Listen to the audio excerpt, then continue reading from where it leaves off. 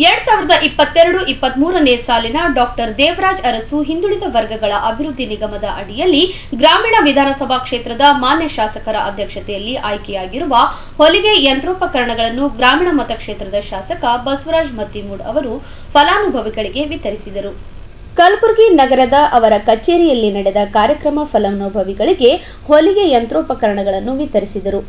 ಬಳಿಕ ಮಾತನಾಡಿದ ಅವರು, ಡಿ ದೇವರಾಜ್ ಅರಸು ಹಿಂದುಳಿದ ವರ್ಗಗಳ ಅಭಿವೃದ್ಧಿ ನಿಗಮದ ಅಡಿಯಲ್ಲಿ 32 ಜನ ಮಹಿಳಾ ಫಲಾನುಭವಿಗಳಿಗೆ ಹೊಲಿಗೆ ಯಂತ್ರೋಪಕರಣಗಳನ್ನು ವಿತರಿಸಲಾಯಿತು. ಮುಂದಿನ ದಿನಗಳಲ್ಲಿ ಹೆಚ್ಚಿನ ಮಹಿಳೆಯರಿಗೆ ಹೊಲಿಗೆ ಯಂತ್ರಗಳನ್ನು ವಿತರಿಸಲಾಗುವುದು ಎಂದು ತಿಳಿಸಿದರು.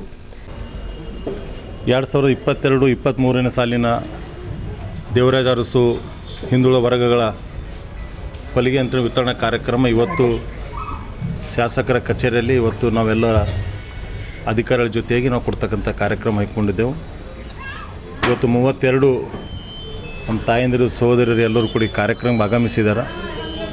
ಎಲ್ಲರಿಗೂ ಕೂಡ ನಾನು ಅಭಿನಂದನೆಗಳು ಸಲ್ಲಿಸಲಿಕ್ಕೆ ಬಯಸ್ತಾ ಇದ್ದೀನಿ.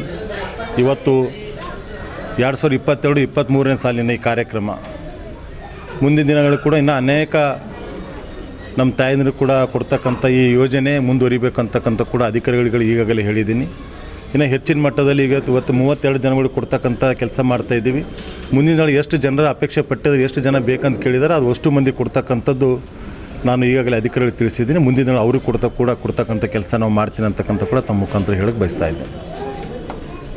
ಈ ಸಂದರ್ಭದಲ್ಲಿ ಜಯಶ್ರೀ ಮತ್ತಿಮೂಡ್, ಮುಖಂಡರಾದ ಶಿವಕುಮಾರ್ ಪಾಟೀಲ್ ಜಂಬಗ, ಸಂಗಮೇಶ್ ವಾಲಿ, ವಿನೋದ್ ಪಾಟೀಲ್ ಸರಡ್ಗಿ, ಗುಂಡಪ್ಪ ಸಿರ್ನೂರ್, ಶಿವಕುಮಾರ್ ದೂಶೆಟ್ಟಿ, ಉದಯ್ ಪಾಟೀಲ್ ರಟ್ಕಲ್, ರಾಜ್ಕುಮಾರ್ ಮಂಠಾಳೆ, ಶರಣು ರಟ್ಕಲ್, ನಾಗರಾಜ್ ಕಲ್ಲಾ, ರಮೇಶ್ ಸೌಕಾರ್ ಕುಸ್ನೂರ್, ನಾಗರಾಜ್ ಹುಣಸಗಿ ಗಗೌಡ ಹಾಗೂ ಹಿಂದುಳಿದ ವರ್ಗದ ನಿಗಮದ ಜಿಲ್ಲಾ ವ್ಯವಸ್ಥಾಪಕ ಜಗನ್ನಾಥ್, ಬಿಸಿಎಂ ರಾಘವೇಂದ್ರ, ಸೋಮನಾಥ್ ತಡ್ಕಲ್ ಸೇರಿದಂತೆ ಇತರರು ಉಪಸ್ಥಿತರಿದ್ದರು.